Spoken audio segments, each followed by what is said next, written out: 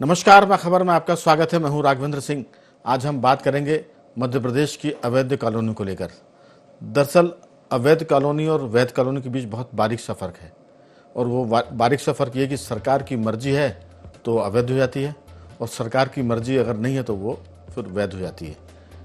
सीधी सी बात है कि 5 साल तक अवैध कॉलोनी का निर्माण होता है, और चुनाव के पहले, ठीक पहले, इस पर सरकार फैसला करती है कि हमने 2000 कोई भी एक सन ले लेते हैं कि 2010, 2015, 2020 या 2023 तक की कॉलोनियों को हमने वैध कर दिया है। अब इसके बाद जो बनेंगी उस पर हम भारी जुर्माना लगाएंगे और कठोर कानून बनाकर इसको रोकेंगे। इस चर्चा की वजह ये भी है कि अब मध्य प्रदेश की सरकार अवैध कॉलोनी को रोकने के लिए एक नया कानून लाने वाली है, और संभवतः इस महीने यानी अप्रैल के महीने में ये कानून बनकर जनता के सामने आ जाएगा। आखिर इसके पीछे वजह क्या है? राजनीतिक वजह है या अर्बन डेवलपमेंट इसकी खास वजह है?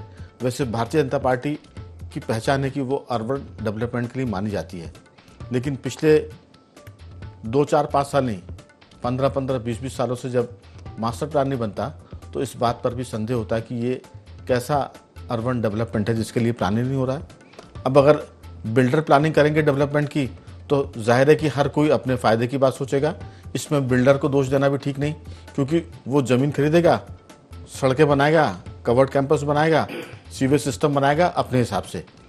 उसमें लेकिन खेल के मैदान छोटे होंगे या नहीं होंगे, उसमें पार्क की गुंजाइश कम होगी या छोटे से पार्क बनेंगे, ग्रीनरी का ख्याल कितना रखा जाएगा, बच्चों को खेलने की कितनी व्यवस्था होगी, ये सब अलहदा है। इसी पर विस्तार से बात चर्चा के लिए मौजूद है हमारे साथ स्टूडियो में सामाजिक सरोकार से जुड़े श्री कमल राठी जी। स्काइप पर जुड़े हमारे साथ दिल्ली से नागेंद्र सिंह परमार जी, जो राजनीतिक और सामाजिक विश्लेषक हैं, और मनोज जी मध्य प्रदेश में एक तरह से हम कहें कि कॉलोनाइजर के मामले में या बिल्डरशिप के मामले में या प्राइवेट कंस्ट्रक्शन के मामले में सबसे जानकार लोगों में शामिल मनोज सिंह मिग, जो क्रेडियाई के प्रेसिडेंट भी है, वो भी बहुत जल्द हमारे साथ जुड़ेंगे स्काइप पर। तो चर्चा की शुरुआत मैं करता हूं और मनोज जी का इंतजार करते हैं जुड़ने का कि आखिर बिल्डर इस पूरे मसले में क्या सोचता है। बीच में आपको हम यही बताएंगे कि जब भाजपा की सरकार थी, 2022 की हम बात करें, मुख्यमंत्री शिवराज सिंह चौहान थे, उन्होंने क्या कहा था वो भी सुनेंगे, और अब सरकार क्या करने जा रही है डॉक्टर मोहन यादव की, उस पर भी बात होगी। और फिर रियल एस्टेट के लोग क्या सोचते हैं मनोज सिंह मीक से, वो भी सुनेंगे। लेकिन जनता क्या सोचती है ये जानने के लिए हम राठी जी के पास जाना है। राठी जी, ये जो सारा मामला है, जाहिर सी बात है कि कानून होना चाहिए। इसमें कई बार ऐसे लोग ठगे जाते हैं जो अपनी जीवन भर की कमाई को या तो प्लॉट में लगाते हैं या फिर ऐसी कॉलोनी में मकान लेते हैं जो अवैध होती है, उसमें डुप्लेक्स ले लिया, सिंगलेक्स ले लिया, और बाद में उनको पता चलता है कि ये तो अवैध कॉलोनी है। तब वहाँ ना तो नगर निगम डेवलपमेंट करती है, ना नगर निगम सफाई करती है, ना ही नगर निगम सीवेज सिस्टम को अपने हाथ में लेती है, और ना वो पानी की व्यवस्था करती है।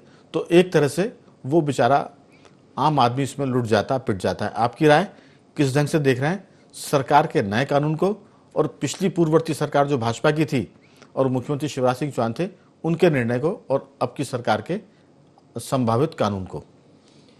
देखिए, ऐसा है कि अवैध कॉलोनी एक मतलब इसकी इतनी बड़ी परिभाषा है, और जिसमें हम वैध अवैध बहुत सारी चीज़ों को चर्चा कर सकते हैं, और मेरे ख्याल से समय बहुत कम पड़ जाएगा। लेकिन एक छोटे तौर पे बोलें तो अवैध कॉलोनी वो कॉलोनी है जो जिसमें एक किसान के लें या किसान के और खरीदार के बीच का जो बिचौलिया है, वो किसान से एक समझौता करता है और लोगों को वो प्लॉट बेच देता है, उसमें वो अपना बीच का हिस्सा रख लेता है। चूंकि लोगों को, जो माननीय प्रधानमंत्री जी की हमारा एक सपना है कि हर घर को हर व्यक्ति को आवास मिल जाए, हर परिवार को आवास मिल जाए, वो सरकार की योजनाओं से नहीं हो पा रहा है। वो जाके अपना यही अवैध कॉलोनियों से ही वो योजना एक ढंग से सफल हो पा रही है। अब आप कहेंगे अवैध कॉलोनी जैसे बन जाती है, तो अवैध कॉलोनी बनने पीछे 2-3 कारण हैं। एक बहुत बड़ा कारण जो मैं आज की तारीख में देखने का है कि जो मध्य प्रदेश के जो कानून है, मतलब सरकार किस ढंग से अवैध कॉलोनी बनवाती, मैं उस बात पे ज़्यादा जोर देना चाहूँगा कि सरकार जब MPLRC के 59 सेक्शन में डाइवर्शन का प्रावधान है, डाइवर्शन तो कानून खत्म कर दिया, लेकिन चूंकि एक चलन की भाषा में डाइवर्शन कहते हैं, तो उसमें नियम है कि जो मास्टर प्लान में चिन्हित आवासीय है, जिनको आवासीय घोषित किया हुआ है, उन पे ही टैक्स जमा होगा। लेकिन सरकार क्या करती, उसका जो ऑनलाइन सिस्टम है उसमें उस पर सितारा नहीं लगाया कि ये मैंडेटरी है। तो आदमी जाता है, अपने पैसे जमा करता है और खेती की जमीन को आवासीय में या व्यवसायिक में तब्दील करा लेता है, और वही कागज आदमी को दिखाता है। चूंकि एक आम आदमी नॉन एजुकेटेड और एक सस्ता प्लॉट मिलता है, तो वो ये मान के चलता है डाइवर्शन हो गया, मतलब सरकार ने मेरी जमीन को, जो मैं प्लॉट खरीद रहा हूं, वो आवासीय घोषित कर दिया। चूंकि कागज में दिख रहा है, राजस्व के कागज में दिख रहा है, वो आवासीय समझ के जाके रजिस्ट्री करा लेता है, रजिस्ट्रार ऑफिस उसकी रजिस्ट्री कर देता है। अब इसमें जब रेरा का कानून है, तो रेरा का कहना है कि जब तक रेरा अप्रूवल नहीं हो, रजिस्ट्री नहीं हो। लेकिन चूंकि अलग अलग विभागों की आपस की लड़ाई है, तो रेरा के कानून को रजिस्ट्री ऑफिस वाला नहीं मानता, राजस्व विभाग नहीं मानता।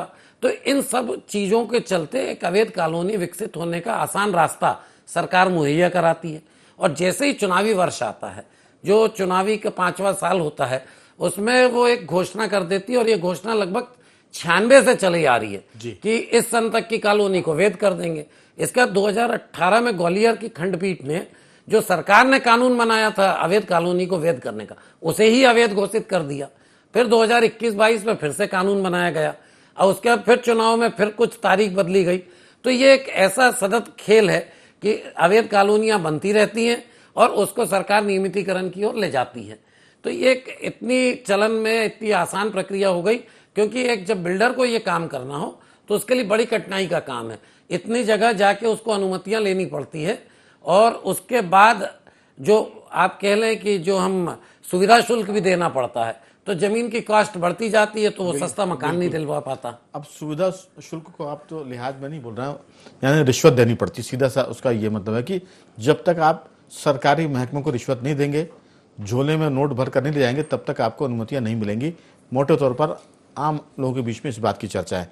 हमारे साथ जुड़ गए टेलीफोन लाइन पर मनोज सिंह मीक, क्रेडियाई के अध्यक्ष है। मनोज जी, आपका स्वागत है बहुत बहुत।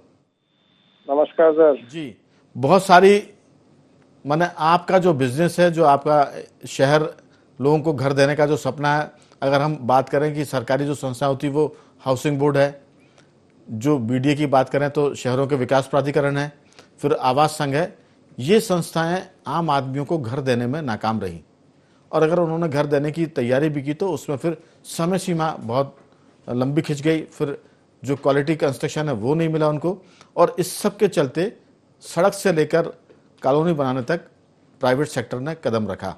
निश्चित रूप से उसमें बहुत तेज़ गति से काम हुआ, और क्वालिटी के मामले में प्राइवेट सेक्टर को मैं सरकारी सेक्टर से ज़्यादा नंबर देता हूँ, क्योंकि उनको बिजनेस करना, अगर उनकी एक तरह से ख्याति खराब हुई, उनकी अगर गुडविल खराब हुई, तो फिर उनको कोई उनकी बनाई हुई इमारतों को कोई खरीदता नहीं, ना फ्लैट्स को ना मकान को। तो एक बात तो है कि अर्बन डेवलपमेंट के मामले में जो प्राइवेट सेक्टर है उसने बड़ा काम किया, और उसके लिए साधुवाद। लेकिन अर्बन सेक्टर पर हर 5 साल के भीतर एक आपदा आती है, वो आपदा ये कि अवैध कॉलोनियों को वैध करने की। मैं उसको आपदा कर रहा हूँ जबकि वो एक सुविधा है। आपदा इसलिए कर रहा हूँ कि जो कमल राठी जी ने कहा था कि शुल्क देना पड़ता है, सेवा शुल्क देना पड़ता है, ऐसी कुछ कहा था आपने जी, सुविधा शुल्क। सुविधा शुल्क, तो वो सुविधा शुल्क मैं माने भर भर के नोट जाते होंगे, मुझे ऐसा लगता है, और टीवी चैनल पर ये कहने में मुझे कोई संकोच नहीं है। आपकी जो मर्यादा है उसके हिसाब से आपसे जानना चाहते हैं कि इस सेक्टर में जो सरकार ने कानून बनाए वो, और जो अब सरकार डॉक्टर मोहन यादव की कानून बनाने जा रही है, कम से कम प्राइवेट सेक्टर की कॉलोनियों के बारे में आपकी राय।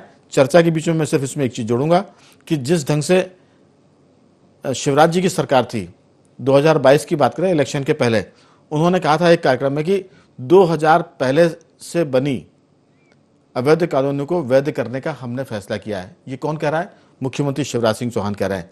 और उसके बाद उन्होंने कहा था कि मैं मानता हूं कि जब ये कॉलोनियां बन रही थी तब ध्यान देना चाहिए था, वो वैध बन रही है या अवैध, लेकिन हमारे भाई बहनों का क्या दोष, जिंदगी भर की पूंजी लाकर प्लाट खरीदे, फिर पाई पाई जोड़कर मकान बनाया, जब मकान बन गया तब सरकार आई और कहा ये तो अवैध है। उन्होंने कहा कि ये न्याय नहीं है। अवैध का मतलब क्या हम अपराधी हो गए? अवैध ठहराने का निर्णय ही अवैध है। इस निर्णय को मैं समाप्त करता हूं, ये बतौर मुख्यमंत्री शिवराज सिंह चौहान ने कहा था। लेकिन अब निजाम बदला, सरकार बदली, पार्टी हालांकि बीजेपी है। आपका क्या सोचना है? जो नया कानून आने वाला है उसमें 2016 तक की कॉलोनियों को तो वो मान रहे हैं कि जो सरकार का फैसला वो ठीक, उसके बाद की अवैध है और उसमें भारी भरकम जुर्माना और सजा का प्रावधान। कैसे देखते हैं आप इसको? सबसे पहले तो आपका धन्यवाद, आपने प्राइवेट सेक्टर को ज्यादा नंबर दिए। दरअसल पूरे देश में जो प्राइवेट सेक्टर है वही 70 से 80% हाउसिंग की नीड पूरी करता है। शेष जो 20% के आसपास है वही सरकार कर पाती है, क्योंकि सरकार का ये काम भी नहीं है। लेकिन गरीबों को आवाज देने के लिए सरकार को काम करना पड़ता है। हालांकि उसमें भी अब सरकार प्राइवेट सेक्टर्स को मौका देना चाहती है कि आपका काम है, आप करें। धीरे धीरे हम देखेंगे। हमारे यहाँ आप जानते हैं कि गांव से शहरों की तरफ पलायन लगातार बना रहता है और पूरे दुनिया में ज्यादातर जो विकसित देश हैं वो 50-60% से ज्यादा अर्बनाइज है। हमारा देश अभी भी 2011 के सेंसस के आंकड़े ही हैं हमारे पास, 32% ही अर्बनाइज हुआ है, शहरीकृत हुआ है। तो और 45 तक 50% से ज्यादा अर्बनाइज होने की उम्मीद है, जैसा अभी का जो शासन है वो कहता है। तो क्योंकि शहर ग्रोथ का इंजन है और सारे रोजगार यहाँ पे हैं, और गांव में जब जमीनें कम होने लगती हैं, आजीविका का संकट आता है, तो शहरों की तरफ आदमी को आना मजबूरी है। तो यहाँ आना आता है, सबसे पहले उसको जरूरत है एक छत की। तो उसके दो ही ऑप्शन होते हैं, जो बकौल शिवराज जी जो हम लोग उस समय उनसे मिलते थे तो कहते थे ये गरीब आदमी जब यहाँ आता है तो उसके दो ही ऑप्शन है कि या तो कि सरकारी जमीन में झुग्गी बना ले, या 1-2-3 लाख रुपए लाया है उससे कोई जमीन का टुकड़ा खरीद के उसमें बना ले। अब चूंकि सरकार व्यवस्थाएं कर नहीं पा रही है, तो जो अगर उसने खरीदा हुआ है तो उसको तोड़ना ठीक नहीं है। हम उनकी बात से एक हद तक सहमत थे कि ये बात सही है कि उसको सरकार भी अभी दूसरे प्रायोरिटीज में लगी हुई है, नहीं दे पा रही है। लेकिन उससे जो रेगुलर कॉलोनाइजर हैं उनको लेवल प्लेइंग फील्ड नहीं मिलती है।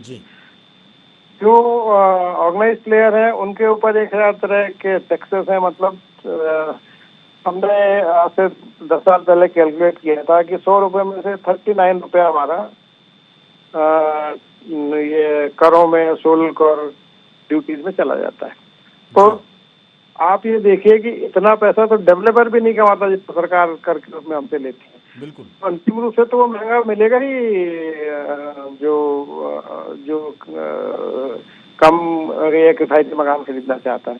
तो सरकार को जरूरत ये है इस समय कि वो जो इस तरह के आवास हैं, जो खास करके weaker section, economically weaker section या लोअर इनकम ग्रुप के लिए, उनको जरूरत से ज्यादा, मतलब कि सब्सिडी से भी काम नहीं चलेगा। उनको तो जो बेयर मिनिमम प्राइस है उस पर ही देना पड़ेगा आपको, क्योंकि पिरामिड में सबसे बड़ा हिस्सा, जो हमारे समाज का पिरामिड है, उसमें सबसे बड़ा हिस्सा बॉटम में उन्हीं का है जी। और उनको हम नहीं देंगे तब तक ये झुग्गी की समस्या या फिर अवैध कॉलोनाइजिंग की समस्या हल नहीं होगी। बिल्कुल। लेकिन मनोज जी, हम इस पर आना चाहते हैं।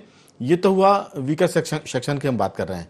उसके लिए तो सरकार ने खुद भी वो प्रधानमंत्री आवास योजना, फिर कॉलोनी बनती तो उसमें कुछ हिस्सा रखते हैं कि भाई ये गरीबों के लिए है। लेकिन अब जो शिवराज सिंह चौहान का ऐलान था कि 2022 तक की कॉलोनी अवैध, हम इस कानून को ख़त्म कर रहे हैं जो अवैध था। अब सरकार आगे दूसरी वो कह रही कि 2016 तक की कॉलोनियाँ तो ठीक है, उसके बाद की कॉलोनियाँ अवैध। इसमें जो आप देखिए कि लगभग 8-9 साल का पीरियड बहुत लंबा होता है। भोपाल की हम बात करें तो यहाँ 1 साल पहले, 2 साल पहले की बात करें तो 200 करीब अवैध कॉलोनियाँ थी। अब उनकी तादाद लगभग 300, 350 हो रही होगी। तो ये जो चीज़ है, सरकार जिस ढंग से काम कर रही है वो अर्बन डेवलपमेंट के लिए ठीक है, लेकिन अब क्या होगा? क्योंकि जो लोग बना चुके हैं 2022 के बाद पहले, वो क्या स्थिति रहेगी उन बिल्डर्स की? इस पर मैं थोड़ा सा आपका बिल्कुल कट टू कट जवाब चाहता हूँ। 10,000 से ऊपर कॉलोनीज हैं, वो प्रीवियस तो सरकारी आंकड़े हैं 300 हैं। क्योंकि ये बहुत छोटे एरिया में बनाते हैं, 1 एकड़, आधा एकड़, 5 एकड़, 4 एकड़, तो बहुत है। आप पूरा राती बड़ा एरिया देख लो या विदिशा रोड देख लो, सब जगह अवैध कॉलोनियों का भरमार है। अभी 16 तक की बात हुई थी, तब हम उस समय भी हमने सरकार को आंकड़े दिए थे और ये समस्या उनके सामने रखी थी। उस समय शायद मलैया जी हाउसिंग मिनिस्टर थे।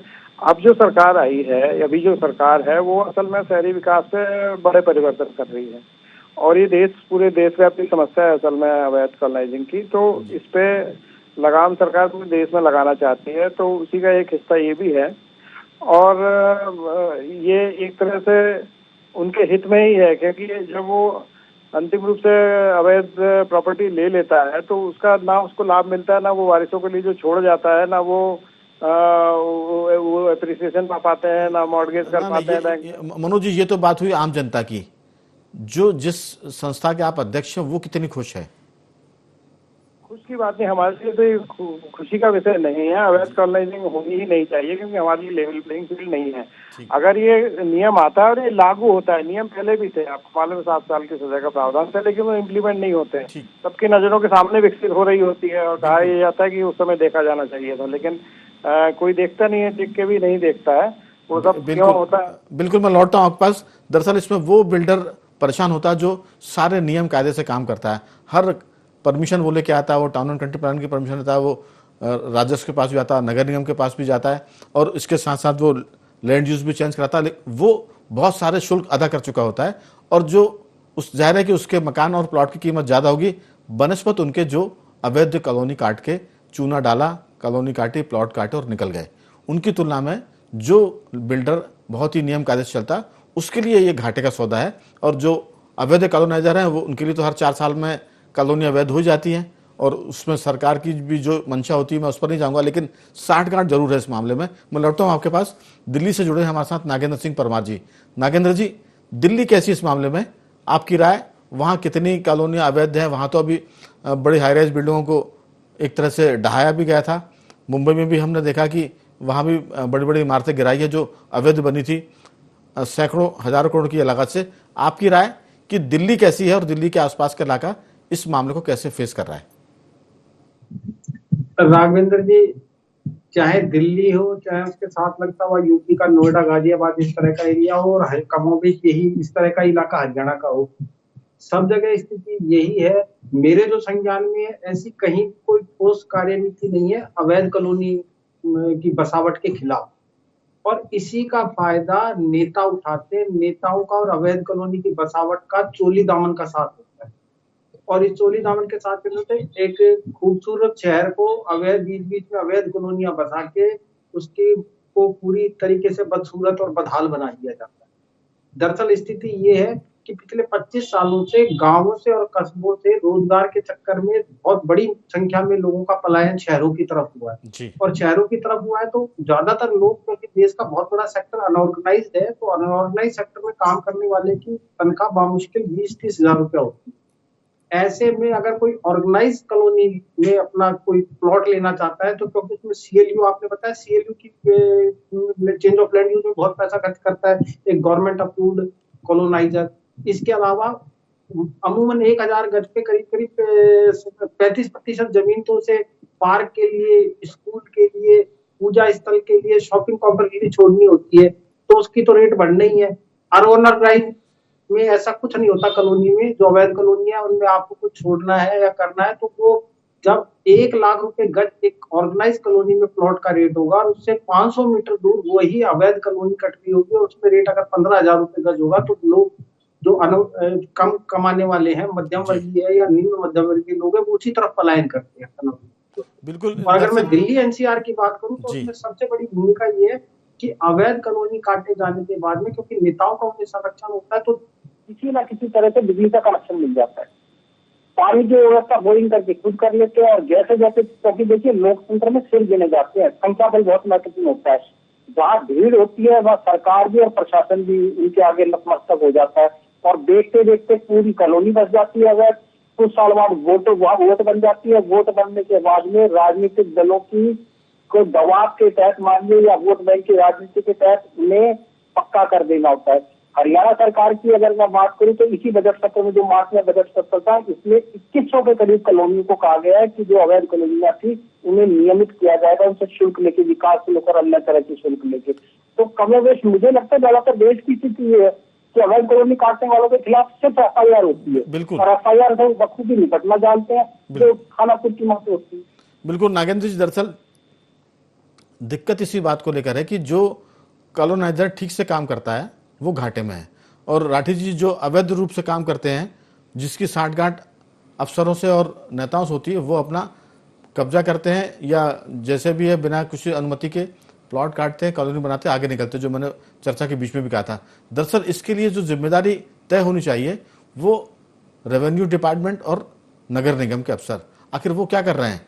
असली जड़ जो है ना वो यही दो डिपार्टमेंट खास हैं कि इनके देखते देखते कॉलोनी कैसे कट जाती। कोई चोरी से काम तो हो सकता है कॉलोनी का कि आपने चुपचाप अंधेरे में कॉलोनी काट दी, किसी को दिखी नहीं, जब मकान बने तब नजर आया। यहाँ सारा जो मामला है वो केंद्रित होता है राजस्व विभाग पर, तहसील पर और नगर निगम पर। इसके बाद आता है टाउन एंड कंट्री प्लानिंग। ये घपलों की एक बड़ी जड़ है और जिससे जो अच्छे ढंग से काम करना चाहते हैं कॉलोनीदार वो घाटे में जाते हैं, और जो जीवन भर की पूंजी लेकर सस्ती चीज मिलती है उसको लेकर वो फंस हो जाते हैं। बाद में जैसा कहा कि उनके बच्चे लोग भी परेशान होते हैं क्योंकि वो कॉलोनी या वो प्रॉपर्टी वैध नहीं होती है। आपकी इस पर छोटी सी टिप्पणी। ऐसा है कि मैं एक छोटा सा आंकड़ा भी देना चाहूँगा। हाल ही के विधानसभा में एक प्रश्न में आया था, भोपाल का मास्टर प्लान जो था 2005 में खत्म हुआ, उसका 2007 में उसकी सीमा बढ़ाई गई, पुनः 2019 में सीमा बढ़ाई गई। इस बीच वैध कॉलोनियां, मतलब कॉलोनी मास्टर प्लान सीमा से बाहर और नए मास्टर प्लान सीमा के अंदर उस जगहों की जमीनों पे बिल्डरों की वैध कॉलोनी, 219 आवेदन आए, 91 की अनुमति हुई। ये स्पेशल पावर है सरकार का, तो आप समझ सकते हैं कि स्पेशल पावर में कितनी अनुमति हुई। इंदौर का भी आंकड़ा 399 आवेदन है, 177 को अनुमति हुई। ये विशेष आंकड़े हैं और विशेष अनुमतियां हैं।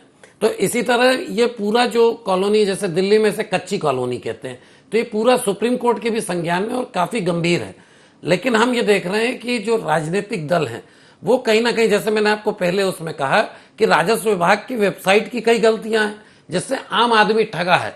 तो इसलिए अगर इन सबको काबू करना हो तो सरकार को पहले जो नियम बनाए हुए हैं, राजस्व के नियम हैं, अन्य विभाग के नियम, उनको स्ट्रिक्ट कर दें तो आदमी पहले तो ठगाए नहीं। उसके बाद कोई जानबूझ के या सस्ता लेने के चक्कर में ले तो गवर्नमेंट उस ढंग की सप्लाई दिलवा पाए और सिंगल विंडो से बिल्डरों को सुविधा दे दी जाए, जिससे उनको बिना सुविधा शुल्क के सस्ते में अनुमतियां हो जाएं। ठीक बात। तो मुझे लगता है वो भी सस्ते मकान दे देंगे। देखिए, अगर प्रशासन कठोर है तो कमजोर कानून से भी आप व्यवस्थित काम कर सकते हैं, और अगर प्रशासन ही लचर है, भ्रष्ट है, तो फिर आप कानून कितने भी लेकर आ जाइए वो उसमें से रास्ता निकाल लेते हैं। अब आप बता रहे हैं कि रेवेन्यू की जो साइड है वही गड़बड़ है, उसी में लोग ठगे जा रहे हैं। तो मुझे लगता है कि इस पूरे मामले में जो समस्या की जो जिसे कहते हैं ना अम्मा जो है वो नगर निगम और राजस्व विभाग है। अगर ये सख्त हो जाए तो फिर बहुत सी चीजें सुधर सकती हैं। छोटी सी टिप्पणी चाहेंगे मनोज सिंह मिग जी आपकी कि इस पूरे मामले में अगर प्रशासन का जो निचला अधिकारी है, हम बात करें तहसीलदार की बात करें या नगर निगम के प्रॉपर्टी टैक्स ऑफिसर, ठीक है, लेकिन जो नक्शे की अनुमति देते हैं या जो एक तरह से निगरानी करने वाले निरीक्षक होते हैं, अगर वो सख्त हो जाएं, वो गड़बड़ी ना करें तो बहुत चीजें सुधर सकती है। आपकी बहुत संक्षेप में टिप्पणी।